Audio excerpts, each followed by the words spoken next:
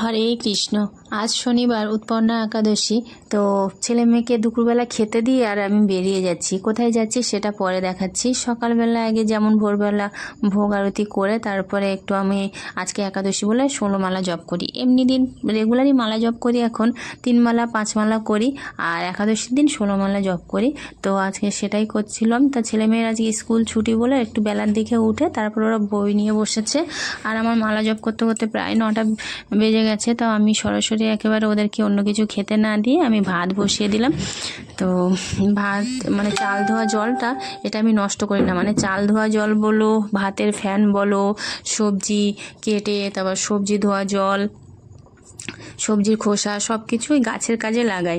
এই গাছটায় কত ফুল ফুটেছে, আর এই গাছ গোলাপ গাছগুলোর বয়স অন্তত 7 থেকে 8 বছর বয়স হবে।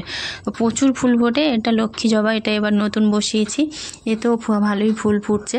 আর এই জলগুলোই আমি দিই, আর কোনো সারটা দিই না। এই পিমুলিয়া ফুলটা দেখুন, এটা তো আমি নিত্য পুজোই লাগাই। আর গাছটার ডাল মানে পাড়তে গেলে ডাল ভেঙে যায়, ডালটা আজকে সকালবেলা ভেঙে গেছে। তো সেটাই হচ্ছে বসিয়ে দিয়েছিলাম, আর ও ডাল বসালেই হয়ে যায়। তো তারপরে চালটা হাঁড়িতে দিয়ে আর ছেলে মেয়েগুলোকে একটু খেতে দিলাম প্রসাদ আর উষ্ণ গরম জল।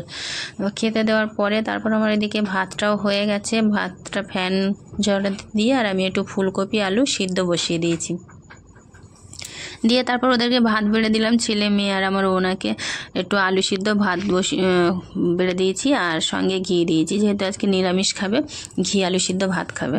তো সেই জন্য বেড়ে দেওয়ার পরে ও একটু আমি বললাম মেয়েটাকে একটু ভাত মাখিয়ে দাও, তো মাখিয়ে দিচ্ছিলো। তারপরে আমি একটু পনিরটা ভেজে নিচ্ছিলাম, যেহেতু পনিরের তরকারি করব। ছেলেটা দোকানে আছে যেহেতু ওর বাবা খাচ্ছে।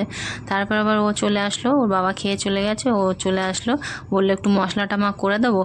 মানে ও থাকলে, বাড়িতে থাকলে, স্কুল নেই তো, বাড়িতে থাকলে এটা ওটা বলে করে দেবো, তা সেটাই করছিল।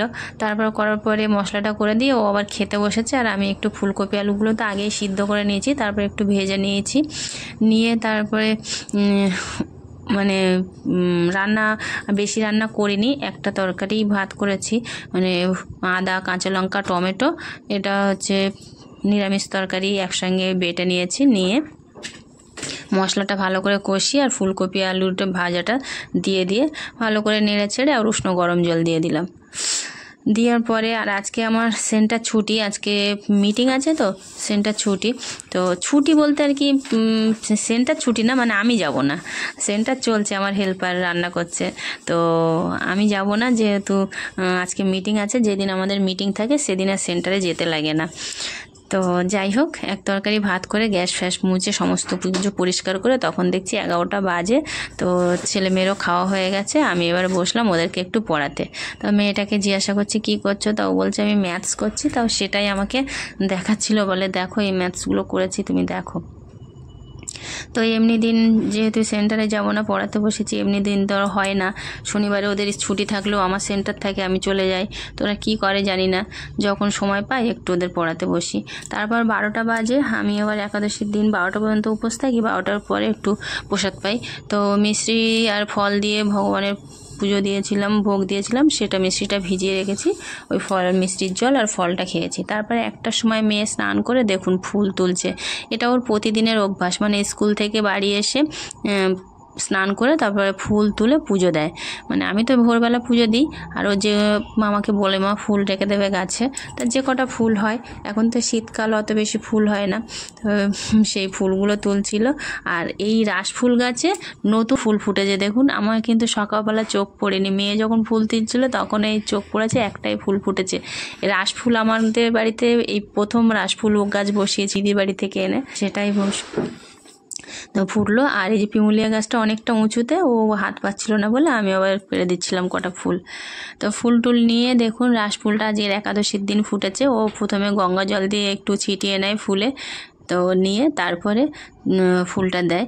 তো রাস ফুলটা আগেই ভগবানের চরণে দিল, যেহেতু আজকে একাদশী, আমি বললাম যে ভগবানকে দাও। তো সেই রাস ফুলটা নিয়ে আগে ভগবানকে দিয়ে তারপরে সব ফুল দিয়ে সবাইকে সুন্দর করে সাজিয়ে দিয়েছে। দেওয়ার পরে আমার আবার মিটিং আছে বলে তাড়াতাড়ি করে আমি বললাম তুমি আসো, দিয়ে আমি ভাত বাড়ি। তো ছেলে মেয়ে আর ওনাকে 3 জনকে ভাত বেড়ে দিলাম, 1 তরকারি ভাত, ফুলকপি আলু পনিরের তরকারি যেহেতু। তো ওদেরকে খেতে দিয়ে তারপরে আমি আবার রেডি হলাম, হয়ে তারপর ওর বাবার খাওয়া হয়ে গেছে আর